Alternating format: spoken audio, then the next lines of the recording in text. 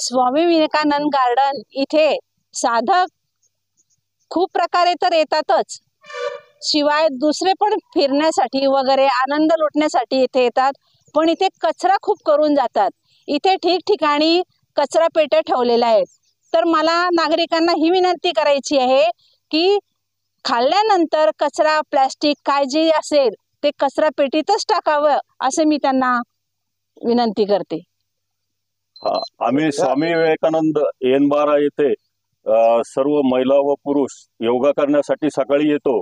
सकाळी आल्यानंतर इथं लाईटची पण व्यवस्थित सुविधा नाही आणि कचरा सर्वत्र पडलेला असतो। आणि दुसरं संडास बाथरूम जे आहे त्याची वरली टाकी फुटलेली आहे, त्याच्याकडे कोणीही लक्ष देत नाही आणि दुर्गंधीचा सारखा वास येतो। तरी महानगरपालिकेने याच्याकडे जर व्यवस्थित लक्ष दिले तर येणाऱ्या गार्डन मधले महिला व पुरुषांचे गैरसोय होणार नाही। तरी याच्याकडे महानगरपालिका आयुक्त किंवा जे कोणी नेमलेले असतील अधिकारी त्यांनी इथे लक्ष द्यायला पाहिजे।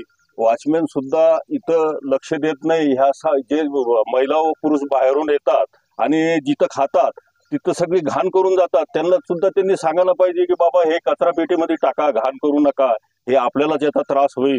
किंवा मनपाचे जे कर्मचारी सकाळी साफसफाईला येतात त्यांनी सुद्धा इथं साफसफाई करायला पाहिजे। हे याच्याकडे सगळं दुर्लक्ष होतंय आणि ह्या दुर्गंधीमुळं जे फिरण्यासाठी योगा साधक येतात हे आरोग्य त्यांचं चांगलं राहावं आणि फिरणारे लोक सुद्धा त्याच्यासाठी येतात की स्वतःचं आरोग्य चांगलं राहावं। पण ह्या दुर्गंधीमुळं आरोग्य तर सोडून द्या, पण इतर ह्या समस्यामुळं घाणीमुळं आरोग्य आणि बिघडेल इथं।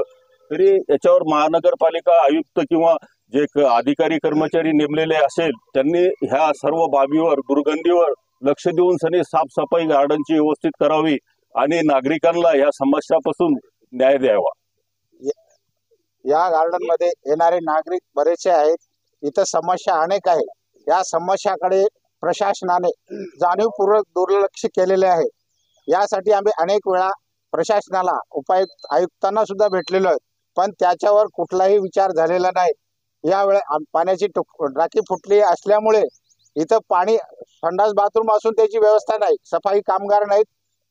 यासाठी प्रत्येक दिवशी दररोज जर सफाई कामगाराला इथं पाठवलं तर या गार्डनची स्वच्छताही होईल आणि नागरिकाचं स्वास्थ्य देखील चांगलं राहील।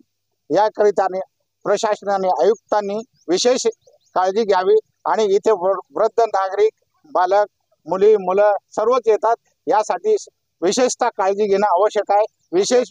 माझं म्हणणं आहे सर, आपल्या केंद्रामार्फत आपण पहिले निवेदन दिलेले आहेत आम्ही स्वतः लेखी निवेदन दिलेले आहे। मी स्वतः गेलो होतो, आमच्या गार्डनची एक समिती आहे, या समितीतर्फे गार्डन मध्ये आम्ही वृक्षारोपण सुद्धा केलेलं आहे। स्वतःच्या आमच्या पैशानं वृक्ष लावलेले आहेत। आपल्या समितीचं नाव काय? आमच्या भारतीय संस्था। समस्येचं नाव समस्या इथली नागरिकांना, येणाऱ्या नागरिकांना स्वच्छता आणि बाथरूमची नाही आहे, पण त्याच्यावर पाण्याची टाकी नाही, पाणी नसल्यामुळे स्वच्छता होऊ शकत नाही आणि साफसफाई करणारा कर्मचारी दररोज येणं आवश्यक आहे। आपलं नाव? Advocate VP. कदम।